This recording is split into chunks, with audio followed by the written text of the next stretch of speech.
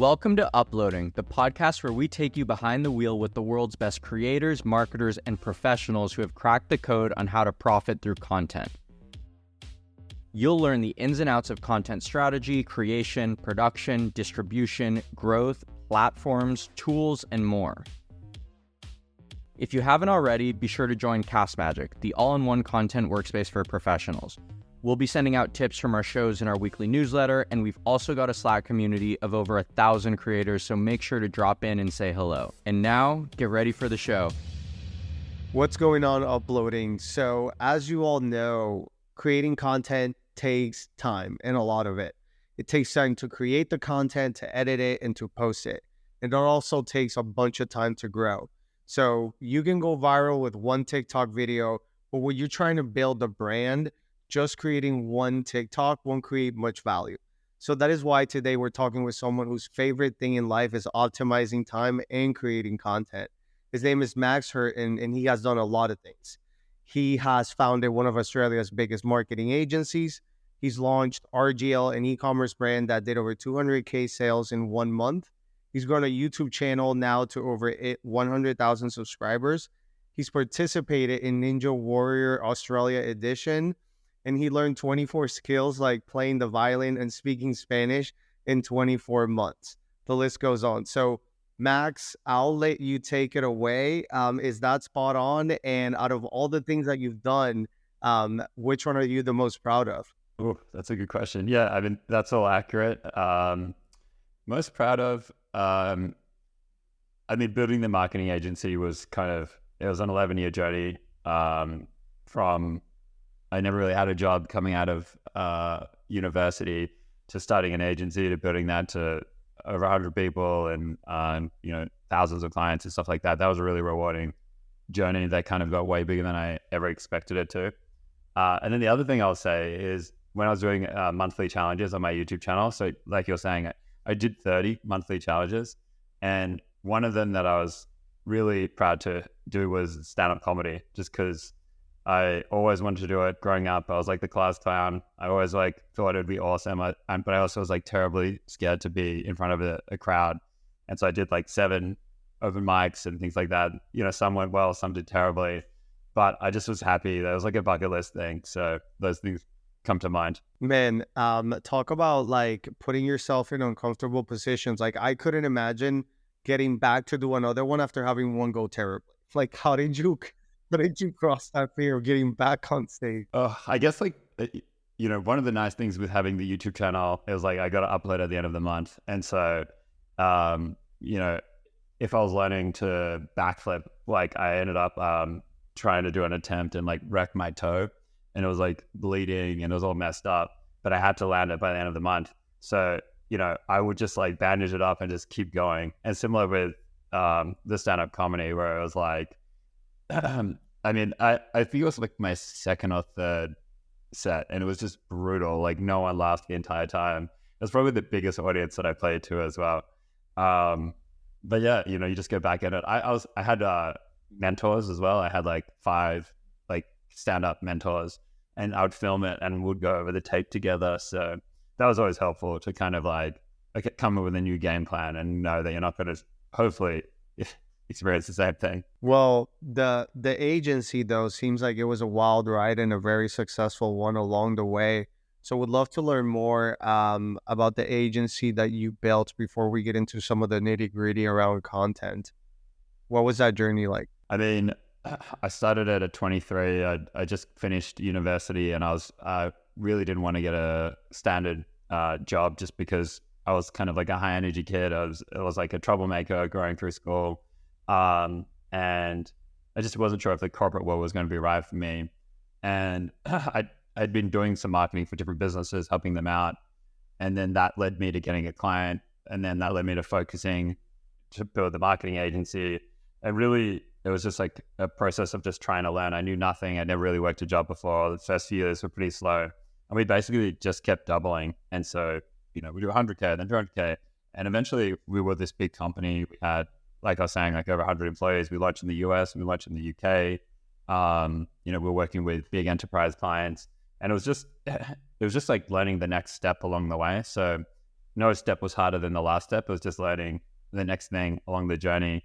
I've now started a couple more agencies as well. So yeah, it was a really rewarding experience. Like part of our mission as a company was to try to create the best place in Australia to work for. And so it was like a very fun office as well, with like a cinema, 2 gyms, video games, a keg, pool table. Like we would throw like raves together as a company, and would do, we once did a whole team retreat to Bali, and so we tried to make the journey really fun as well along the way. Yeah, it was really cool. That sounds awesome. I'm curious, so can you walk us through a use case of like what specifically you guys did for your clients in that agency? Yeah, the most common thing that we did is performance social media. So we'll help with the creative strategy, copywriting, like the funnel strategy, maybe what's going on the landing page and the offer as well. We also do paid search as well, so Google Ads. Those were the things that we kind of built a reputation on. And I think one thing I did early on was like build a community of like who I thought were the smartest online marketers out there. And I was just like constantly trying to like scour, the planet, and like found like some amazing people in like Lithuania and like, and build these little masterminds. And I feel like that kept us a little bit ahead of the game of what was working and figuring out like all together what was kind of, the best strategy.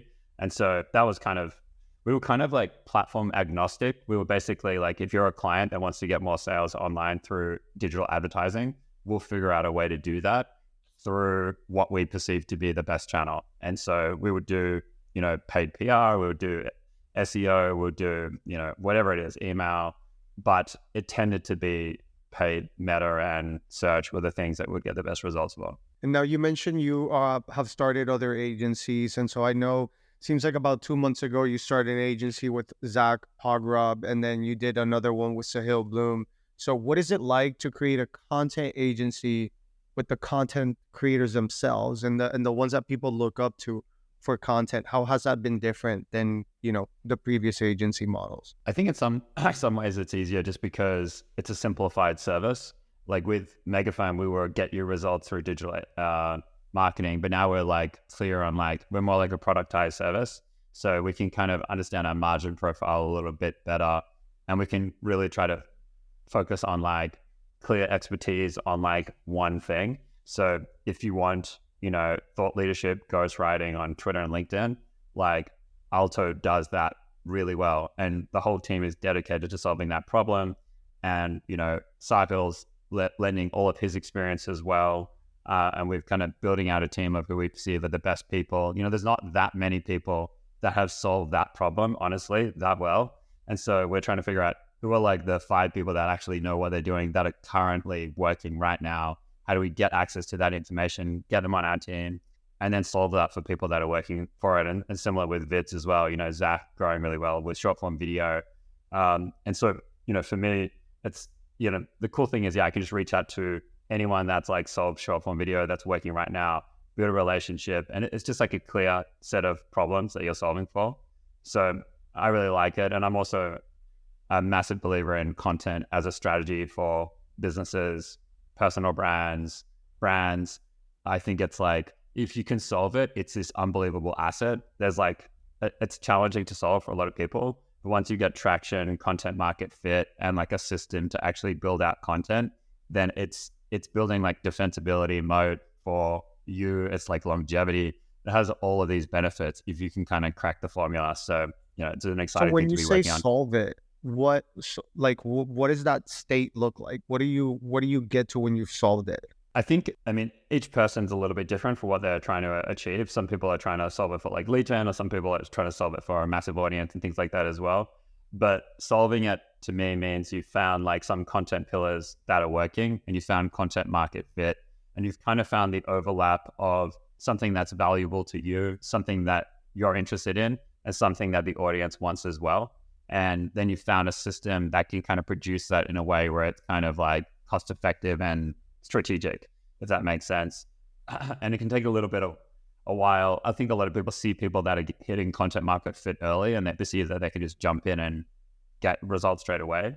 And you can get results if you just want to be iterative to the other content that's out there, but you can get better results if you can kind of that's what I mean by like solve it. Like think through that for yourself and what you're trying to achieve.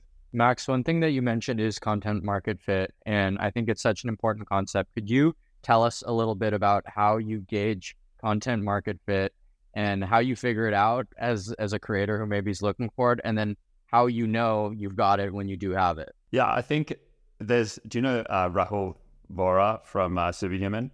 Yeah, have you read his post about content market fit or product market fit rather? Fit. One. Yeah. There's a lot of smart people that have solved product market fit because like the implications for like a tech company is massive. But there's not a lot of people that have talked about content market fit. There's actually a few people that are writing about it. There's a book called Snow Leopard do you know those guys, Nicholas Cole, and there's a few other guys that kind of thought about like Miami as well. Yeah. How do you create a category of your own? Yeah. I've spoken to a couple of those guys as well. I think again, it depends on what you're trying to solve for as well, because there's content market fit where you want to be the next, I don't know, Joe Rogan or Andrew Huberman. And then there's content market fit where you're a agency owner trying to generate more leads, and they look like different things. But I think in terms of finding it, I think you do want to try to find some white space and something that you're very interested in. And I think you can either be an expert and share things from your own life and reflect on like what's interesting from your own life. And if there isn't that much one way I think about it is how many standard deviations are you away from the norm, and where are you most standard deviations away from the norm? And if you're sharing from your own life, then that's going to be interesting. If you're Brian Johnson and you're going hardcore on longevity, that's going to be interesting. But if you're just getting up a little earlier and then talking about your health journey, it might not be as interesting for many people. But it might be interesting for a very small amount of people. So that's one way to think about it. And then the other thing is, I've kind of lost my train of thought.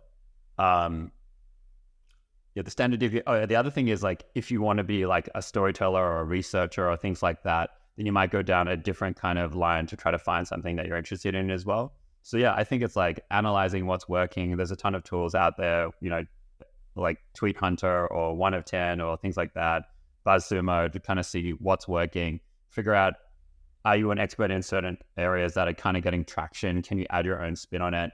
And then also, if you're not, is there something that you're really interested in that you want to research in, or that you want to learn the pillars of what makes really good content, like the storytelling pillars, and then take that to a content format where you can find something unique.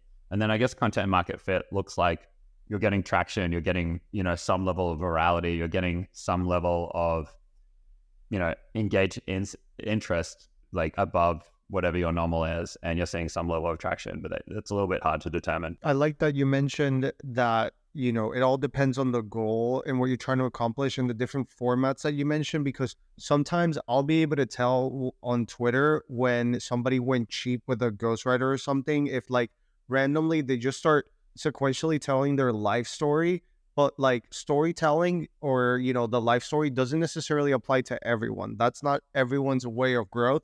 And so I notice when I see these people share their story in a period of like 30, 60 days, and then they kind of just stop doing Twitter.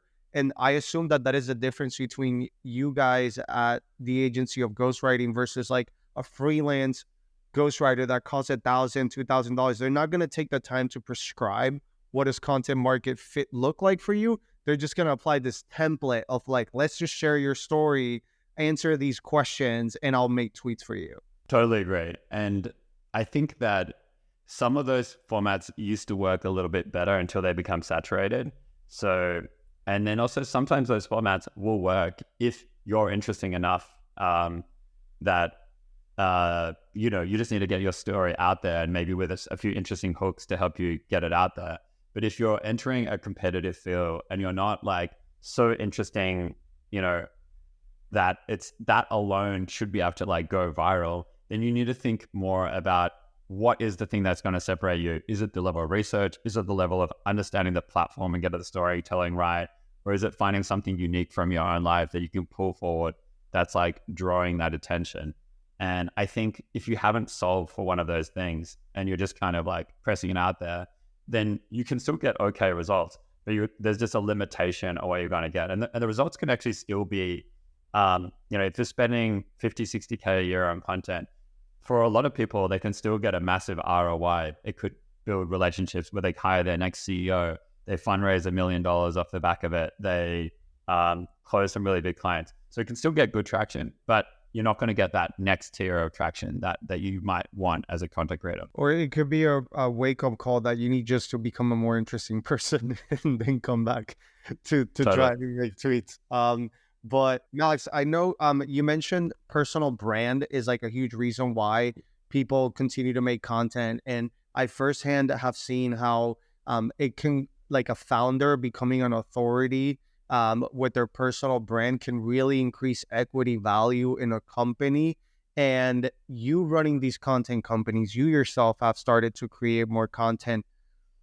It is like, it's hard to quantify the ROI initially and the time commitment it takes for a founder to start making content. This is why most founders give up. Like, you have to make a commitment of a year plus if you want to be successful at content.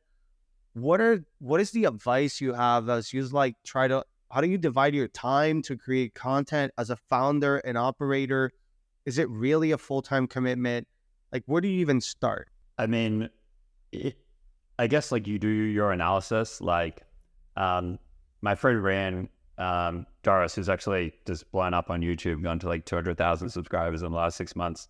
One of his frameworks that he uses is like there's a period of thinking and then there's a period of immense action.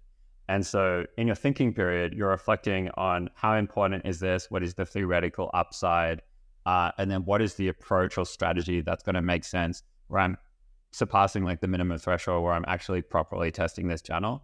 And then you take the immense action and whatever that looks like for you once you've kind of determined what makes sense. So one way is to outsource to an agency if you're busy, or if you just want to kind of hit it at a high level right from the start.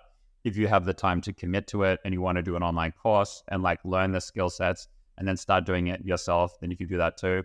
And then you just need to reflect on like what is an appropriate amount of time that it's going to need. And I do think people tend to under kind of estimate the level of time commitment that it's going to take to get really good at the channel or what that you're working on, whether it's Twitter or YouTube or short form or whatever it is. So that's one aspect of it. And then also just understanding like how you're going to be a unique voice and kind of stand out. Like what are the content pillars that are going to like separate you as well. So yeah, I think it's just trying to get clear on your strategy and then probably doing like 3 months and then reassessing and then doing another 3 months or whatever it is. Maybe it's a year and then reassessing and going, okay, cool, I'm going to get 50 pieces of content. This is my thesis on why this content's going to work. This is the level of commitment that it's going to take. Then executing it for that quarter. And then saying, okay, was that thesis correct? And that's just like a general approach with business and marketing in general, where you look at the estimated cost and time associated with a potential upside. One of the other unique things around content is it's not as fast to get results as many of the other channels. Like one of the cool things about Megaphone is we can sometimes get results like day one. If you're like getting 4 ROAS, we come in, we optimize your campaign, we're now going to on 6 or 7 ROAS. Like you're super happy, instant win. Whereas if we're doing like a personal brand, thing for someone, it might take like a few months till we start to see traction or a pillar that's working. And it might take like a year before you start to get benefit. It might take a few years before you start to build like defensibility and a moat and like real value and things like that as well. And so that's another thing. Whereas if you're going to go down this channel, you might need to understand that like there are some people that break out straight away, like Brian Johnson, who I've got to be a fly on the wall of their journey. But there's a lot of people more commonly, I've followed Chris Williamson's journey, who's like a really good podcaster. He's just grinded his way over like 9 years. And now he's become like this big podcaster and things like that. But, so that's the other thing is like, you need to think about the level of commitment that you're willing to take if you're going to take this channel seriously. Would you say it's like for founders that are looking to get serious about their content? I mean, I know this depends by channel, but estimate, carve out 20%, 25% of your time into creating content, at least so you get the systems and operations in place.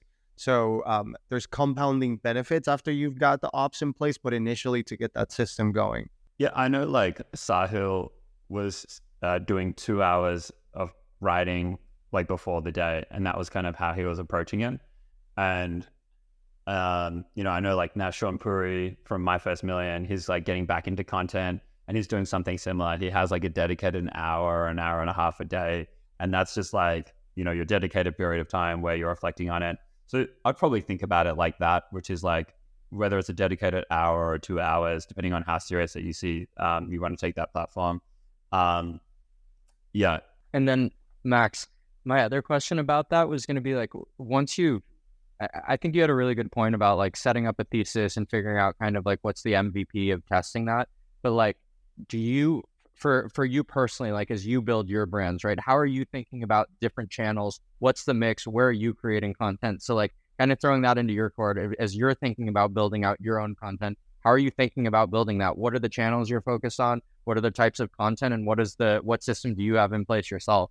Yeah, I mean, originally last year, I was like taking a good push at YouTube. And I think like as I took a push into it, I kind of realized where I was getting traction wasn't necessarily, or like where I saw opportunities wasn't necessarily what kind of filled me up and drove enough value for what I was looking to do. So I'm kind of putting that channel on hold for the moment. And now I'm looking at getting into more just written content as well. I'm someone that just doesn't like writing, so I need to work with a ghostwriter. Like I know that. And so for me, it's like really finding a ghostwriter that I really like, and having like Alto is like very helpful. And then also just being really clear on my content pillars that I want to like test. So I'd say like, as I'm re-entering kind of content for this year, I'm still in the exploration phase where I'm still trying to figure out what are the pillars that make sense based on like what I'm building. Because I'm building an incubator model. I want to be speaking to potential founders. Like the hardest thing that I have access to is potential like CEOs that want to like co-found businesses with me. And so it's a very kind of specific subset of content that's going to achieve that. But it also has to be something that I'm really interested in. And then I also just need to think about my energy as well. And for me personally, it's like some of the content process isn't as energizing. So I have to balance all of that for me personally to make it work. So it can be a little bit more challenging. I love how you said that like the goal for you is to, co-found businesses with other CEOs. The ROI on that is like way more than what you're investing into the content. It's not directly attributable. Blaine and I co-hosted DTC Pod. We ended up founding Cast Magic. That's the ROI of our content creation, and so many other things that aren't as obvious as like, how are we trying to get a sponsor? How are we trying to monetize?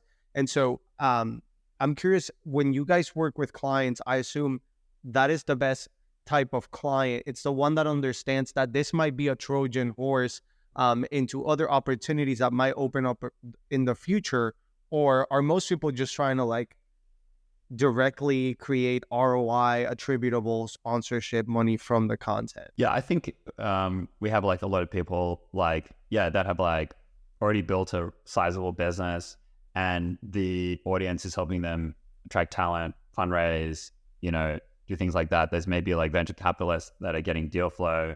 There's people that will eventually get like, starting to get like sponsorship deals and like affiliate deals and things like that. So yeah, there's a lot of people that are playing a long game.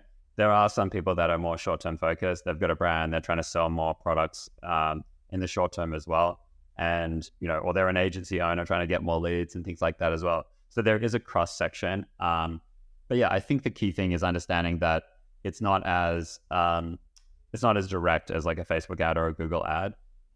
But it compounds way better if you can play the game right. Max, I wanted to talk about some of the short form agencies that you're working on. I know Ramon had mentioned those before. So why don't you just tell us a little bit about what your strategy is there, and also like what works best for people? Who is short form best for? I know it's like a highly competitive space. If anyone's ever created content, you probably got hit up by 100 different people on Twitter or Instagram saying, hey, I can make clips for you and this sort of thing. So I'd just love your overall thoughts on the short form space, what you guys are seeing at the agency level, and who it's kind of best for. Totally.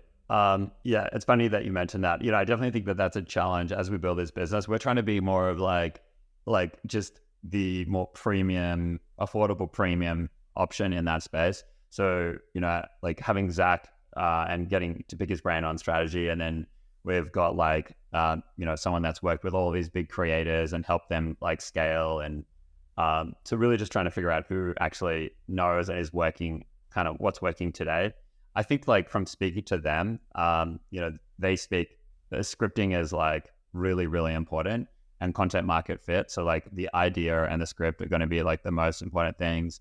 And then like the visuals in the first few seconds as well. So we think about it, we primarily focused on animation. We do like video editing and transitions and all those things too. But we're really thinking about, if we're working with someone, what, of their ideas that they've shared, or what they're working on has like the most interesting ideas, and therefore what is going to create the most interesting hooks.